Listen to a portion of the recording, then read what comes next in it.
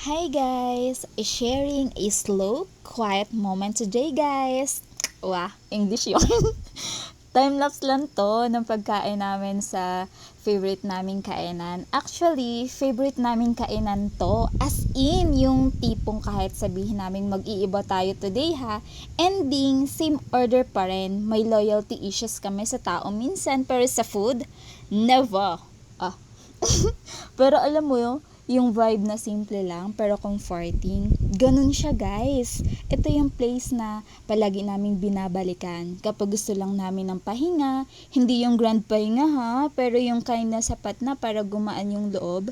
Kahit mabilis yung time-lapse in real life, slow moment talaga to. Yung tipong chill lang, walang pressure, walang madali, just food, kwento at good company.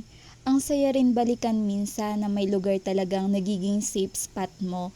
Not because of something big, pero dahil sa small routines, yung same order, same table, same tawanan, same comfort.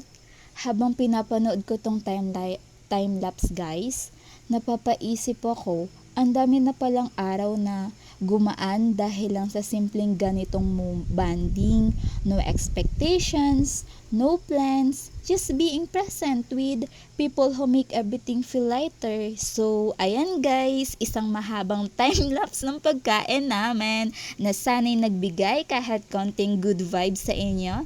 Thanks for watching and remember, hindi man perfect ang buhay pero at least perfect yung food today. So, bye guys!